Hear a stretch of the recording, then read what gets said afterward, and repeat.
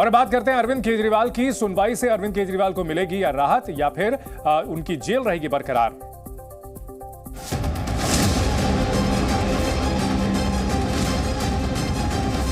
ED Bharatiya Janata party का एक अंग है। ईडी को, सीबीआई को अपना हथियार बना करके एक एक करके आम आदमी पार्टी के नेताओं को गिरफ्तार करवाया।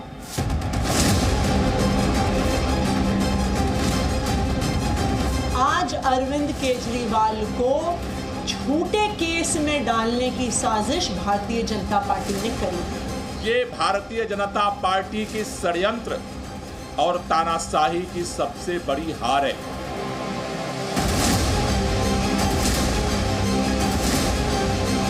बेबुनियाद और काल्पनिक कहानियां गढ़ने में आम आदमी पार्टी मास्टर है।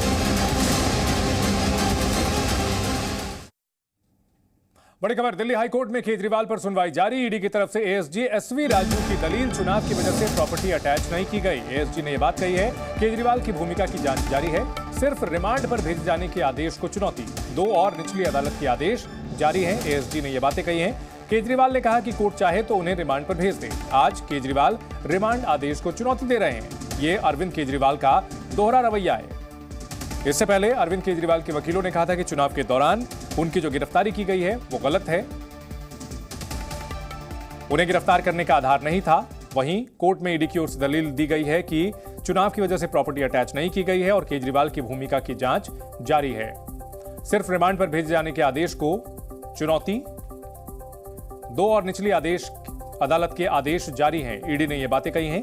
केजरीवाल ने कहा कि कोर्ट चाहे तो उन्हें रिमांड पर भेज दे और आज केजरीवाल रिमांड आदेश को चुनौती दे रहे हैं। यह अरविंद केजरीवाल का दोहरा रवैया है। तो अरविंद केजरीवाल, जिन्हें न्यायिक हिरासत में भेजा गया है, हाईकोर्ट में अपील की गई है उनकी ओर से और अब ईडी की ओर से दलीलें पेश की जा रही हैं। दिल्ली हाईकोर्ट में अंतरिम जमानत और गिरफ्तारी के विरोध में अरविंद केजरीवाल की तरफ से कई दलीलें दी गईं। कोर्ट में केजरीवाल के वकील अभिषेक मनु सिंघवी ने कहा, गिरफ्तारी की टाइमिंग से ईडी की मंशा पर सवाल उठते हैं। पहला समन अक्टूबर में और गिरफ्तारी मार्च में की गई। पीएमएलए के तहत गिरफ्तारी के लिए कोई सबूत नहीं मिले। बिना किसी बयान को दर्ज किए बिना उनकी गिरफ्तारी की गई है। चुनाव में सभी पार्टियों को बराबरी का मौका मिले और अरविंद केजरीवाल की गिरफ्तारी की सूरत में निष्पक्ष चुनाव कैसे संभव है? चुनाव से पहले गिरफ्तार कर पार्टी को खत्म करने की कोशिश की जा रही है। जी मीडिया संवाददाता बलराम पांडे इस खबर पर हमारे साथ जुड़ गए हैं। बलराम, कोर्ट हाउस से क्या जानकारी मिल रही है? पहले अरविंद केजरीवाल के वकीलों ने दलील दे दी है और अब ईडी के वकील दलील दे रहे हैं।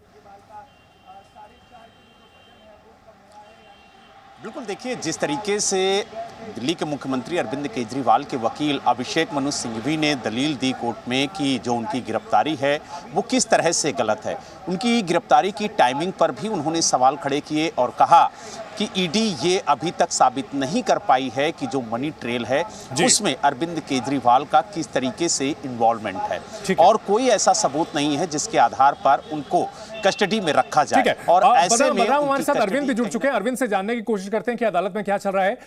अरविंद, केजरीवाल के वकीलों की दलील पर अब ईडी की दलीलें हो रही हैं, क्या कुछ जानकारी है?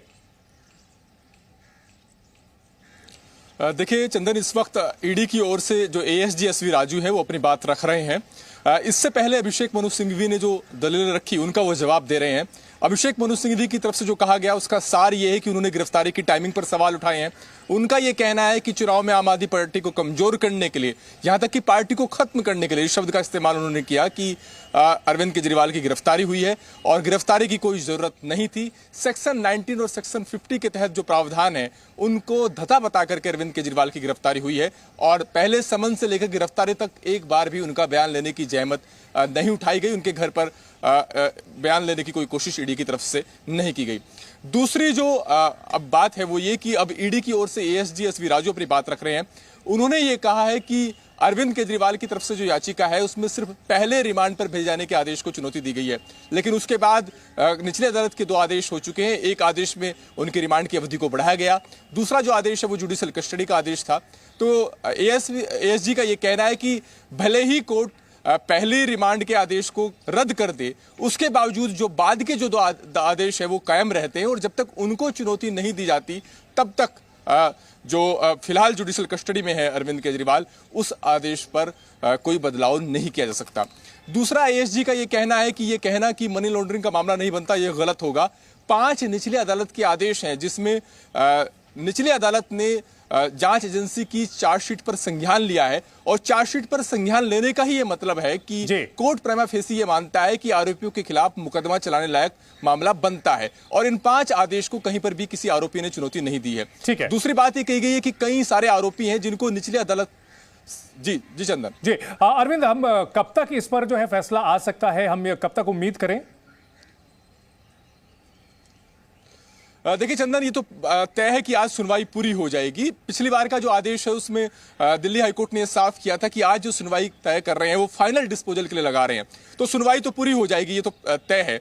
अब सस्पेंस ये है कि आदेश आज आ पाएगा या नहीं आ पाएगा। पहली संभावना ये बनती है कि कोर्ट सुनवाई पूरी करने के बाद कुछ देर के लिए आदेश सुरक्षित रख ले और बाद में वेबसाइट पर वो आदेश अपलोड हो जाए, अन्यथा फिर किसी और दिन आदेश आएगा, लेकिन सुनवाई आज पूरी हो जाएगी, इस बात की पूरी संभावना है। ठीक है, हमारे साथ बलराम भी बने हुए हैं। बलराम, अरविंद केजरीवाल को लेकर के लगातार जो है अदालत में ये दलीलें दी जा रही हैं, ये कमोबेश वही दलीलें हैं जो कि निचली अदालत में भी दी गई थी, उससे पहले भी दी गई थी। ऐसे में आम आदमी पार्टी के पास राजनीतिक ही मुद्दे बचते हैं।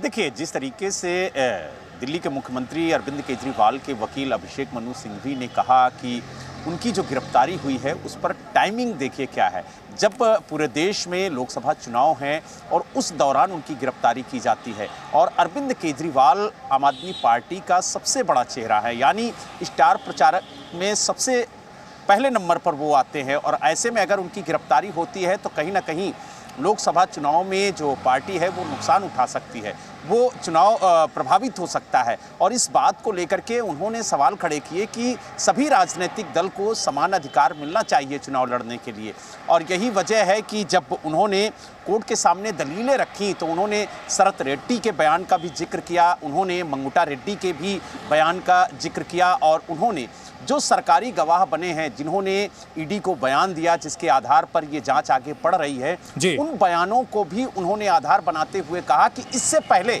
इन आरोपियों ने जो बयान दिए हैं उसमें कहीं भी अरविंद केजरीवाल का नाम नहीं लिया गया, लेकिन जैसे ही वो सरकारी गवाह बनते हैं वो बयान देते हैं, आरोप है और उसके बाद शुरू से आम आदमी पार्टी की ओर से लगातार बाहर दिए गए हैं और अदालत में भी वकीलों की ओर से ये मुद्दे उठाते रहे हैं। बहुत शुक्रिया आप दोनों का इस बड़ी खबर पर हमारे साथ जुड़ने के लिए।